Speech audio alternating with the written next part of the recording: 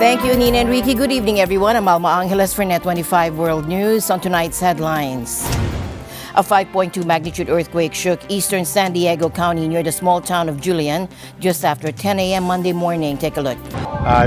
This earthquake was a little longer than the ones I've experienced before. And we felt the whole house start to shake, and we ran into the driveway. I just think it was way more intense, and it lasted a lot longer, and then the aftershocks were very strong also. And the news starts now.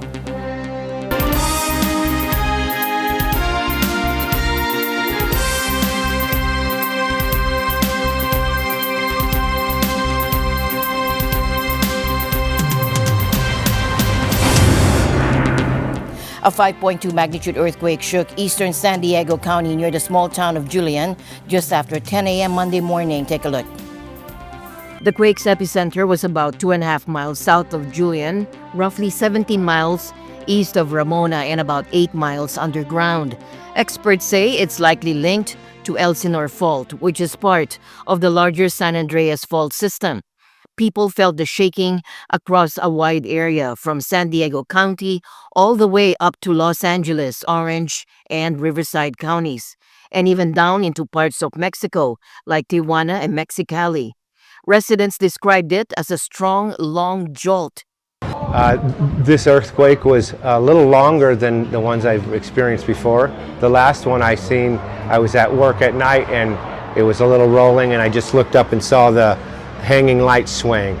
But this one seemed to be a little longer and a little more intense. We were together walking out of my house, and we felt the whole house start to shake, and we ran into the driveway because the house was shaking so bad we didn't know if it would be safe even in the doorway. Well, actually, I was in my bed. I was just laying down enjoying my normal day, and then all of a sudden I just started seeing my entire room start to wobble before I even felt it. And then I felt it come up through the bed, and I just started shaking. I watched things fall down off the roof and the walls, and I instantly thought about my business here, thinking, oh no, everything's gonna be all messed up. So I rushed over here, started picking stuff up. It was very intense. Well, I've lived here my whole entire life, and today we had the most damage that we've ever had. So we had about 20 broken jars. And of gifty items, we carry the Mara line, which is a higher end pottery line, and we lost about 8 or 9 of those. But none of the staff was hurt, and they handled it quite well. There were a few reports of minor damage, like cracked ceilings and broken bottles, but no serious injuries or major damage so far. Now here's something fascinating. This video from the San Diego Zoo Safari Park captured elephants instinctively forming what's called an alert circle during the quake. As soon as they felt the vibrations, the herd circled their young to protect them.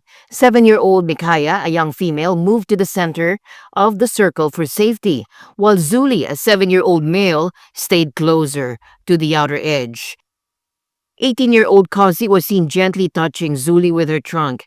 According to zoo staff, this behavior is common among elephants in response to perceived threats, their way of ensuring safety for both their young and the entire herd. The herd returned to normal after about 4 minutes, but stayed close together for a while longer. Meanwhile, aftershocks followed the main quake. At least 7 have been recorded so far. The largest measured 3.9 near Julian and 3.5 near Borrego Springs. Well, I just think it was way more intense, and it lasted a lot longer, and then the aftershocks were very strong also. So compared to ones that I've been in before at different times in my life, I felt like this one was a little bit intense.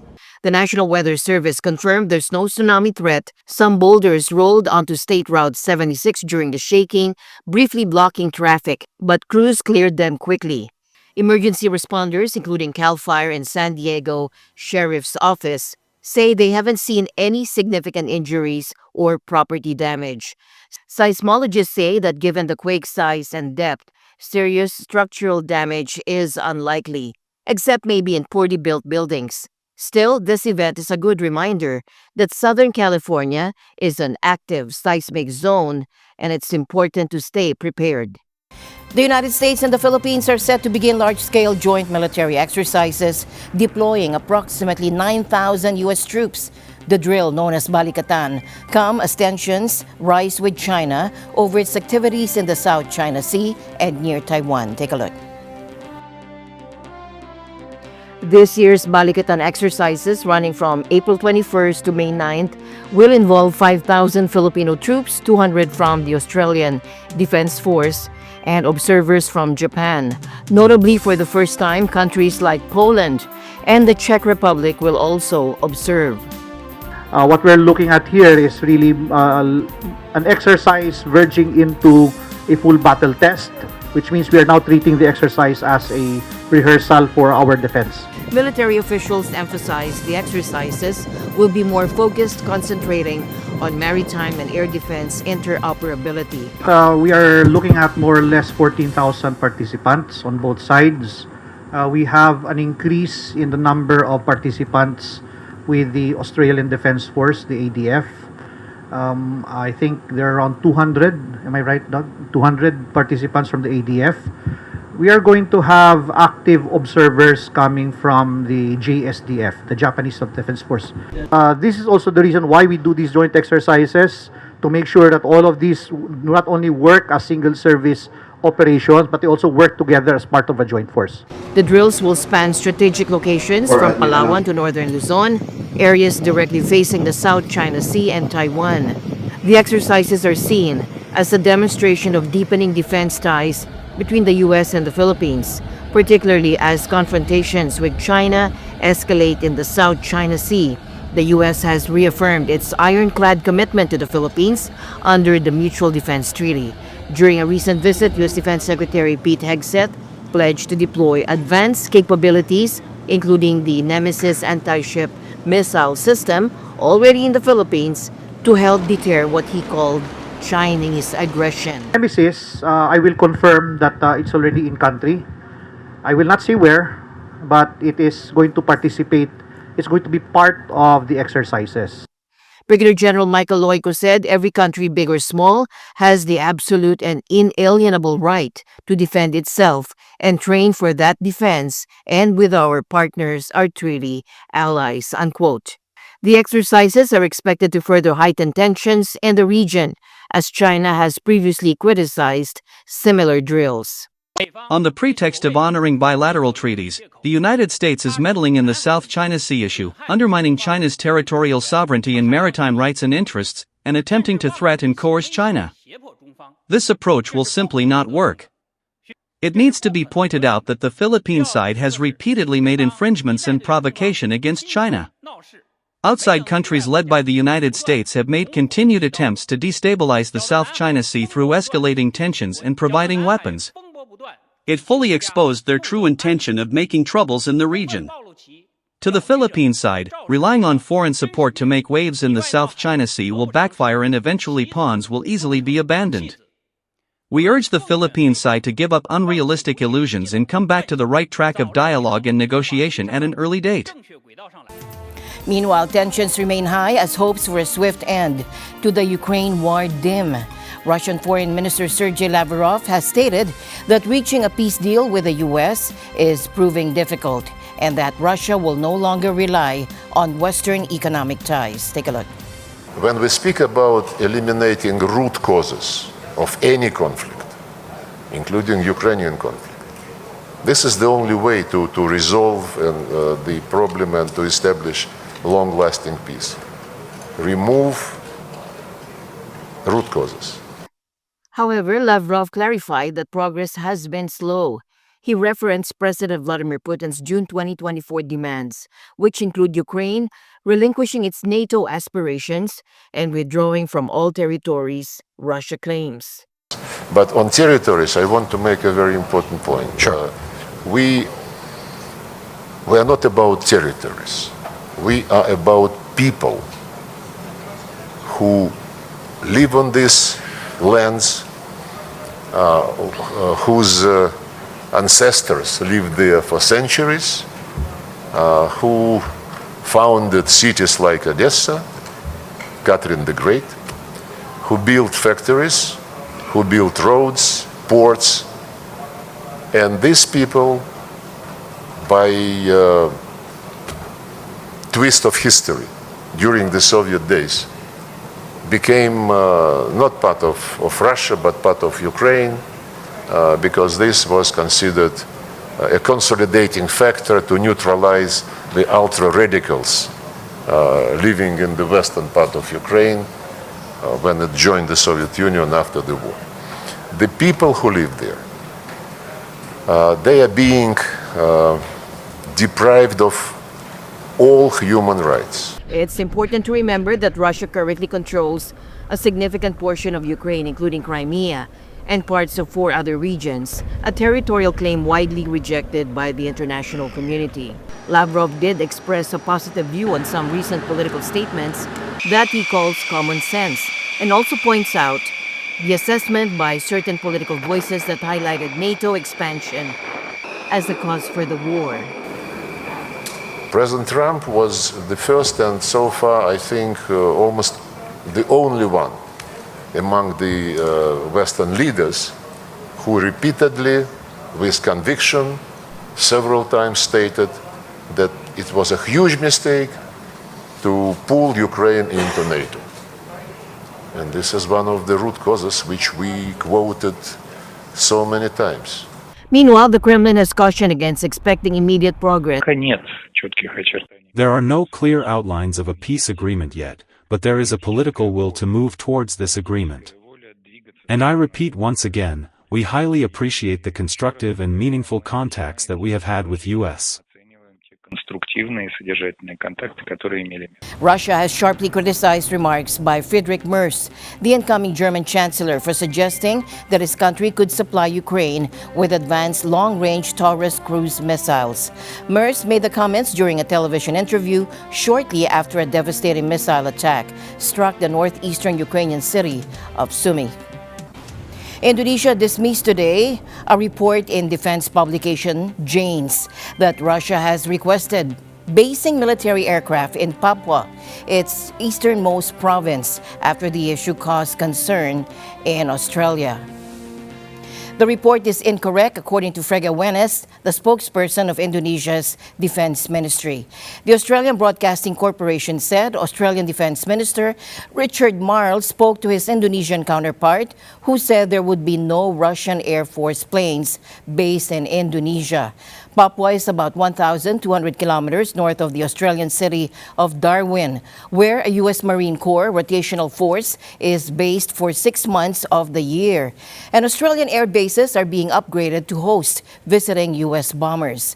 Earlier, Australian Prime Minister Anthony Albanese said his government has asked Indonesia about the Janes report, as the issue dominated Australia's election campaign today. We are ascertaining, having a look at those reports, as the Foreign Minister and Defence Minister have said.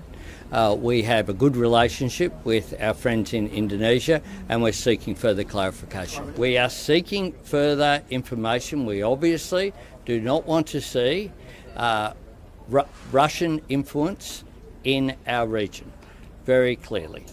We have a position, which is we stand with Ukraine. We regard Vladimir Putin as an authoritarian leader who has broken international law, who's attacking the sovereignty of the nation of Ukraine. Thanks very much. Janes reported that Jakarta has received an official request from Moscow seeking permission for Russian Aerospace Forces, or VKS, aircraft to be based at a facility in Indonesia's easternmost province of Papua. Russia's Deputy Prime Minister Denis Manturov met Indonesia's President Prabowo Subianto in Jakarta on Tuesday, the President's office said in a statement, and Indonesian Foreign Ministry spokesperson Roy Soimerat said the ministry has not heard of this report. Australia's Foreign Minister Penny Wong said Indonesia is critical for Australian security, and the two countries had struck a defense cooperation agreement last year. El Salvador President Nayib Bukele says he has no plans to return a man mistakenly deported from the United States. Now, this following a meeting at the White House with U.S. President Donald Trump. Bukele suggests that doing so would be like smuggling a terrorist into the country. And Trump says he would like to see his deportations go further. He now wants to send some U.S. citizens who commit violent crimes to Salvadoran prisons. Thomas I. Likeness for more. This is the prison in El Salvador, where wrongfully deported Kilmar Abrego Garcia is being held. The high-security mega lockup houses gang members, many of them dangerous. Critics say human rights abuses are rampant in the prison. The Trump administration admits it goofed when it ordered Garcia's deportation. Garcia had a permit to work in the U.S., where he has lived since 2011. But neither country plans to do anything to get him back to the U.S. Bukele, for his part, says the matter is out of his hands. The question is preposterous. How can I smuggle a terrorist into the United States? I don't have the power to return him to the United States. For now, Garcia remains stranded in that Salvadoran prison. Now, while Trump and Bukele met, the family of Garcia rallied outside of the White House and made this plea. President Trump, bring Kilmar home now. Bring Kilmar home! And to the President of El Salvador, who is, I think, having lunch with our President today, President Bukele, we call upon you to respect the human rights and the fundamental human dignity of Kilmar. Do everything in your power to keep him safe until he can be safely returned to his loved ones. Taking Trump's deportees is good business for El Salvador. The Salvadoran government is receiving $6 million to house migrants who are kicked out of the U.S. And Trump says he's approached Bukele about building more prisons to house deportees. I just asked the president, it's this massive complex that he built, jail complex. I said, can you build some more of them, please? As many as we can get out of our country that were allowed in here by incompetent Joe Biden. Trump has an even more frightening proposal. In his latest push to test constitutional limits, he says he wants to send some violent criminals who are U.S. citizens to Salvadoran prisons. You mentioned that you're open to deporting individuals that aren't foreign aliens but are criminals to El Salvador. Does that include potentially U.S. citizens, fully naturalized Americans? If they're criminals and if they hit people with baseball bats over their head that happen to be 90 years old, and if they rape 87-year-old women in Coney Island, Brooklyn, yeah, that includes them. What, do you think there's a special category of person? They're as bad as anybody that comes in. We have bad ones too. And I'm all for it. Because we can do things with the president for less money and have great security. And we have a huge prison population. We have a huge number of prisons, and then we have the private prisons, and some are operated well, I guess, and some aren't. But he does a great job with that. We have others that we're negotiating with too. But no, if it's a homegrown criminal, I have no problem. Now, we're studying the laws right now. Pam is studying. If we can do that, that's good. And I'm talking about violent people. I'm talking about really bad people. Really bad people. Every bit as bad as the ones coming in. Trump says Bukele is open to housing American prisoners. Now, the U.S. government cannot forcibly remove citizens from the country for any reason. But the Trump administration is reportedly looking for ways to get around that. In rare cases, foreign citizens can be stripped of their citizenship and be deported if they commit terrorism or treason, or if they've found to have lied about their background during the naturalization process. White House Press Secretary Carolyn Leavitt confirms that the proposal is on the table, saying Trump had simply floated the idea. Unfortunately, some of his musings find their way into practice, and this idea is Trump's most authoritarian proposal yet. Thomas I. Likeness, NET25 World News. Trade policy uncertainty continues as President Trump suggests he may grant exemptions to current auto tariffs.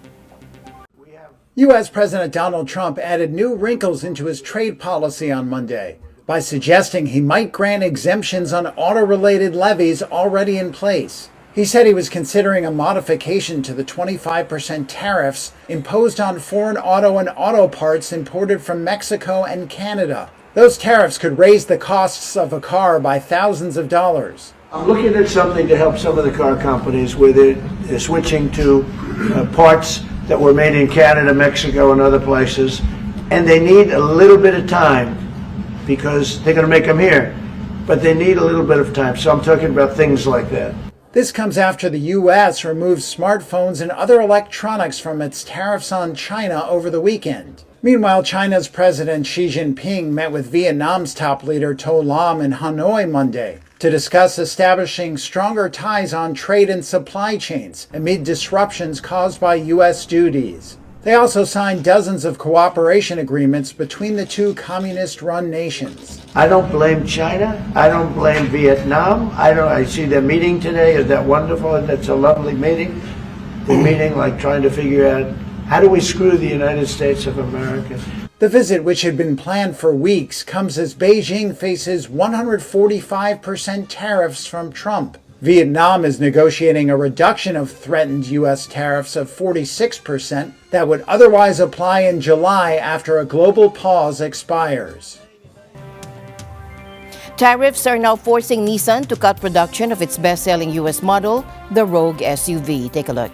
Nissan will cut Japanese production of its top-selling US model, the Rogue SUV, over May to July. That's according to a person familiar with the matter.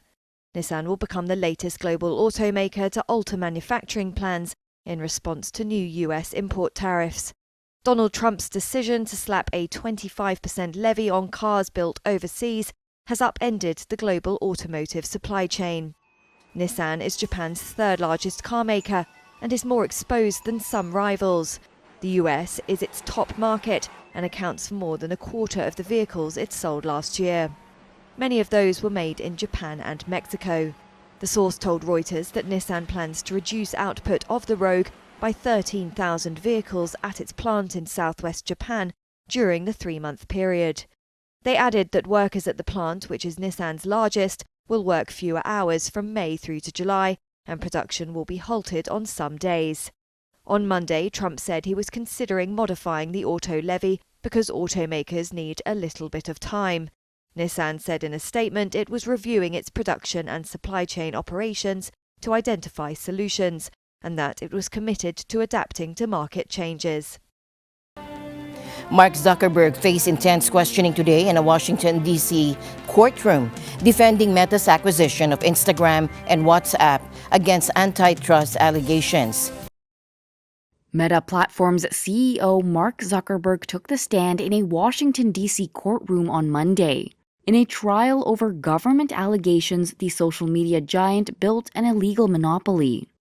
The high-stakes antitrust case involves Meta's acquisitions of Instagram and WhatsApp for billions of dollars.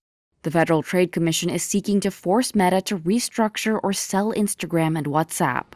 That poses an existential threat to Meta, which by some estimates earns about half its U.S. advertising revenue from Instagram.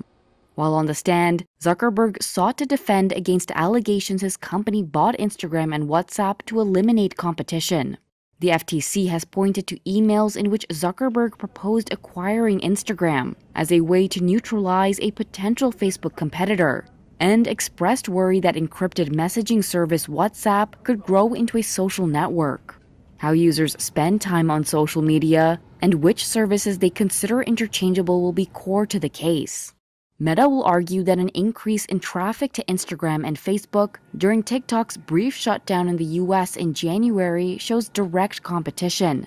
The FTC has argued that platforms where users broadcast content to strangers based on shared interests, such as TikTok, are not interchangeable.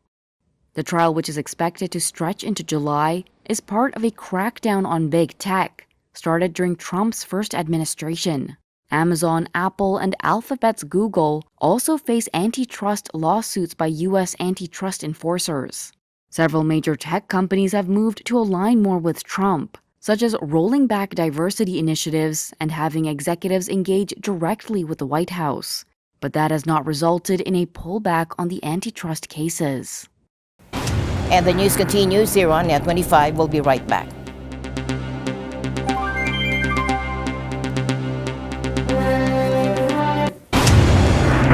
Pop star Katy Perry and a crew of 5 other women have safely returned to Earth after a successful space flight on a Blue Origin rocket. This mission marks a significant milestone, being the first all-female space flight in more than 60 years. Take a look.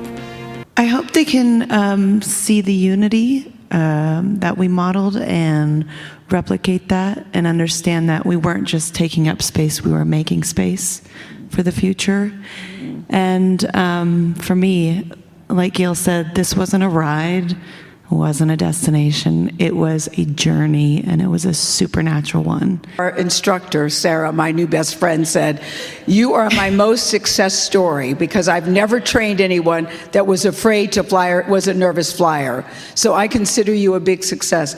And I'm so proud of us. I really am proud of me because I never in a gazillion years thought I could do this. And I didn't pick one of my songs because, again, it's not about me. It's about the collective, and it's about the view that we get to see, that we're humbled by. Yeah, definitely still processing, right? We all talked about that. Profound is like the one word I would use. I was up there and you see Earth, and then, you know, it's completely black. But what we got was the moon. We got to see the moon, and it was in complete and utter darkness. So alive. And that's kind of what I felt, just this aliveness of Earth. We haven't seen it. I want to see it myself. 1, 2, 3, take a space!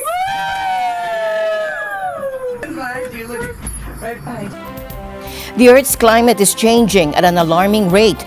New data reveals that the concentrations of carbon dioxide, the primary greenhouse gas, have reached a record high of 422 parts per million last year, and that is according to the European Union's Copernicus Climate Change Service. Now, following another year of record-breaking global temperatures, the urgency to address climate change has never been greater. A recent study analyzing thousands of years of atmospheric gas trapped in Antarctic ice cores suggests that the world might have already crossed the critical threshold of 1.5 degrees Celsius of warming above pre-industrial levels. This threshold marks a point where the risk of irreversible and extreme climate change drastically increases. The Atlantic Meridional Overturning Circulation, or AMOC, a crucial system that regulates temperatures in Europe, is showing signs of weakening. Research indicates it could be closer to a critical slowdown than previously thought. Simultaneously, the world is experiencing a record-breaking mass coral bleaching event, raising fears that these vital ecosystems may have reached a point of no return. Ocean warming is also fueling more intense and rapidly intensifying storms. Hurricanes are now capable of escalating from Category 1 to Category 3 in mere hours, bringing unprecedented levels of rainfall and flooding to inland areas. Increasing temperatures are drying out waterways and forests, creating conditions for devastating wildfires. In the Amazon, record-breaking droughts and wildfires are raising concerns about the rainforest reaching a critical tipping point. Additionally, global forests are absorbing less carbon dioxide, contributing to its increased presence in the atmosphere. Even volcanic activity may be affected as melting glaciers in Iceland reduce pressure on the Earth's crust, potentially leading to increased magma production and eruptions. The scientific evidence is clear. The time for action is now. Policymakers and individuals alike must accelerate efforts to reduce greenhouse gas emissions and adapt to the accelerating impacts of climate change. The future of our planet depends on it. We do detect some acceleration in the last 20 years compared to the previous 20 years. Whether that means that temperatures are going to suddenly rocket up exponentially, that seems a little unlikely. But we're seeing the impacts of the changes that we have. I mean, whether we can formally detect an acceleration in that is what we expect. Right, and we expect that because we still haven't started reducing the amount of carbon dioxide in the atmosphere. people live, we are seeing the impacts of climate change on extreme heat. We're seeing it on extreme rainfall. We're seeing it on sea level rise and storm surges if you're in a coastal area. We're seeing it in wildfires. And it is now no longer possible to just say, oh, you know, this is just something that the scientists worry about. It doesn't affect normal people. It's affecting normal people, and it's affecting them all over the world. Well, but there's no normal, because that implies that we're just going to stay where we are, and we're not. Things are continuing to get worse. For us to stabilize global warming, even at the level that it is now, effectively we have to get to net zero. We have to stop emitting carbon dioxide into the atmosphere, and that's a huge challenge. So, you know, that isn't going to happen anytime soon. And so that means that while that's not happening, temperatures are going to increase and the extremes are going to become more extreme. This isn't the new normal because it's not static. We're still moving, but the baselines are shifting. And so what was normal for the 1980s is no longer the case, right? So if you're making plans based on what extreme weather was doing in the 1980s, then you're way out of date with what's actually going to happen. And with that, we end tonight's broadcast. For everyone here on NET25, I'm Alma Angeles. Thank you all for joining us. Good night.